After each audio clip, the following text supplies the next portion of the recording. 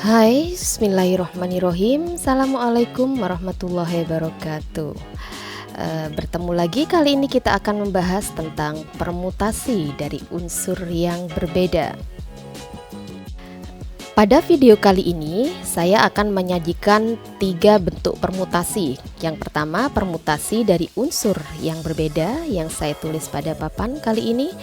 Yang kedua, kita akan belajar tentang permutasi dari unsur yang sama. Dan yang ketiga adalah permutasi dari unsur siklis atau bentuk lingkaran. Baiklah, kita bisa mulai dengan contoh permutasi dari unsur yang berbeda. Di sini saya berikan contoh soal 5, 6, 7, 8, 9. Tentukan susunan 3 angka jika tidak boleh ada angka yang diulang. Ini merupakan contoh dari permutasi dari unsur yang berbeda. Mari kita jawab bersama-sama. Dari soal, di situ angka 5, 6, 7, 8, 9 itu ada berapa unsur? 1, 2, 3, 4, 5. Berarti N-nya itu adalah 5. Berarti ada 5 jumlahnya. Sedangkan R sendiri itu adalah yang diminta. Ada 3 angka ya. Berarti susunan yang diminta ada 3. Hingga penulisan permutasinya bisa ditulis 5 permutasi 3. Itu dengan rumus 5 faktorial dibagi 5 dikurang 3, yaitu 2 faktorial. Saya tulis langsung ya, agar tidak terlalu bertele-tele. Oke, kita selanjutnya hitung. 5 faktorial itu adalah 5 dikali 4 dikali 3 dikali 2 faktorial. Kita tuliskan sampai pada 2 faktorial saja, karena 2 faktorial pembagi yang di bawah ya, agar bisa tercoret. Hasil 5 permutasi 3 sama dengan, kita hitung 5 kali 4 20, 20 dikali 3 ada berapa? 60 cara. Sehingga terdapat 60 cara untuk menyusun 3 angka dari angka 5, 6, 7, 8, dan 9. Dengan syarat tidak boleh ada angka yang diulang. Atau kalian bisa juga menggunakan sistem pengisian kotak kosong pada materi sebelumnya, yaitu karena di sini ada 5 angka ya, 5 unsur, sehingga karena tidak boleh diulang, maka untuk kotak pertama yang terisi yang berebut itu adalah 5 angka tadi, yaitu 5, 6, 7, 8, 9. Nah, misalkan angka 9 sudah terpakai pada baris yang pertama, maka pada kotak kedua sisa 4 ya. Kita tuliskan 4. Selanjutnya seandainya 6 sudah terpakai, berarti sisa 3 angka untuk menempati pada kotak kosong yang ketiga. Sehingga kita kalikan, nilainya juga sama, yaitu 60 cara. Namun pada kali ini kita gunakan permutasi ya, karena topiknya adalah permutasi dari unsur yang berbeda, yaitu 5 faktorial terbagi dengan 2 faktorial, sama caranya.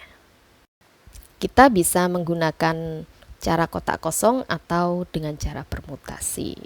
Selanjutnya, kita akan belajar permutasi dari unsur yang sama. Ini adalah tipe permutasi yang kedua ya. Permutasi dari unsur yang sama ini apabila terdapat unsur yang sama dalam suatu penyusunan kata atau angkanya. Misalkan ada kata antaran ya, berapa banyak susunan huruf yang berbeda yang dapat dibentuk dari kata antaran tersebut? Mari kita jawab bersama-sama. Langkah yang pertama, kita tentukan dulu huruf A ya. Saya tulis yang bawah aja. A di sini ada berapakah A pada kalimat kata antaran? 1, 2, 3. Berarti A di sini kita tuliskan ada 3 unsur A yang sama. Untuk N-nya kita hitung 1, 2.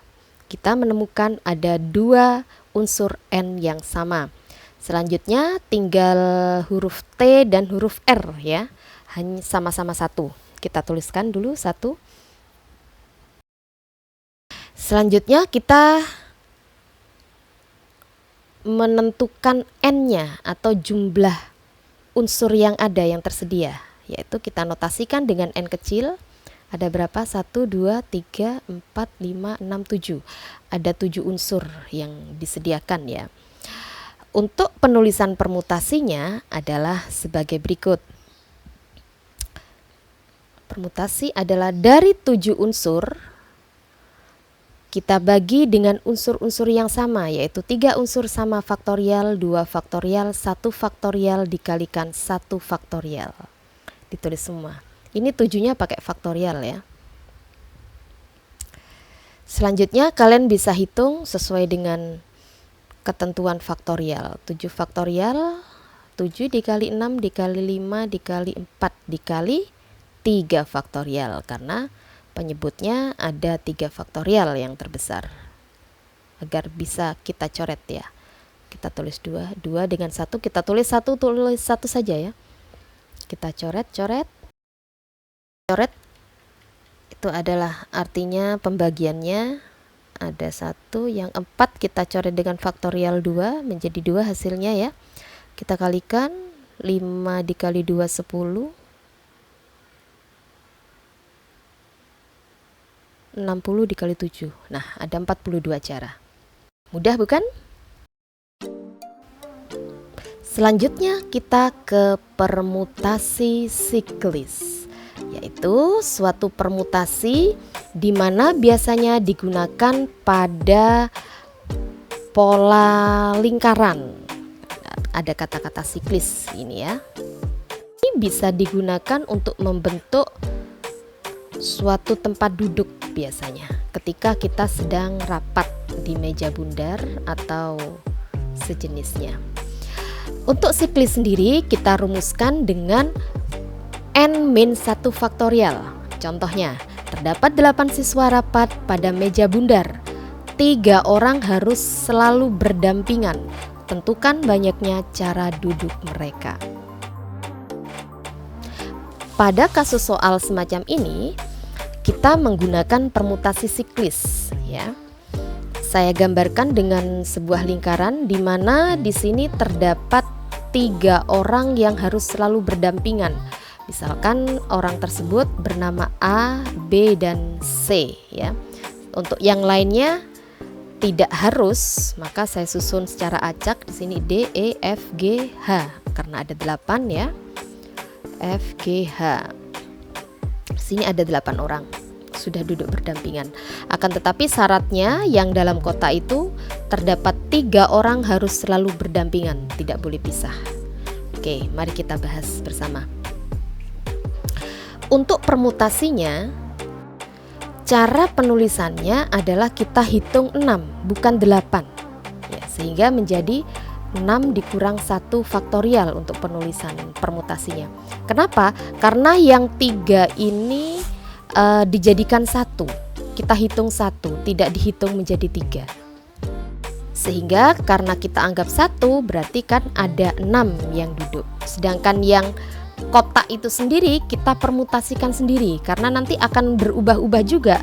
A itu bisa di samping B, bisa juga di samping C, sehingga 3 dipermutasikan 3. Oke. Kita tuliskan 5 faktorial. Yang 3 permutasi 3 adalah 3 faktorial dibagi 0 faktorial. Oke, sehingga 0 faktorial 1 ya, sehingga kita tulis menjadi 3 faktorial. Tinggal kita hitung sudah. Yang 5 faktorial 120, yang 3 permutasi 3 adalah 6. Sehingga terdapat 720 cara duduk saat ada rapat pada meja bundar. Demikian mungkin, semoga bisa dipahami dan dimengerti ya. Karena untuk siklis, kecuali kalau misalkan tidak ada pengelompokan, ya standar kita pakainya yaitu permutasi n-1 faktorial gitu saja ya. Misalkan ada 1, 2, 3, 4. Nah, kalau ada 4 ya tinggal saja berapa permutasinya? 3 faktorial gitu ya. Karena 3 asal dari 4 minus 1 begitu. Sedangkan untuk yang ABC sendiri ya kita permutasikan kalau ada kelompoknya gitu loh ya. Sehingga tinggal kita kalikan dengan permutasi siklis itu sendiri. Oke, semoga bisa dipahami ya. Itu sekian dari saya. Sekarang yuk mari kita berlatih dengan beberapa soal agar terbiasa dalam menyelesaikan masalah. Soal saya ambil ada beberapa soal yang sudah dikelompokkan, terambil dari LKS, lembar kerja siswa yang biasa dikerjakan dari PT Viva Pakarindo ya. Ini biasanya disebut LKS. Selamat mencoba dan semoga kita sukses selalu. Wassalamualaikum warahmatullahi wabarakatuh.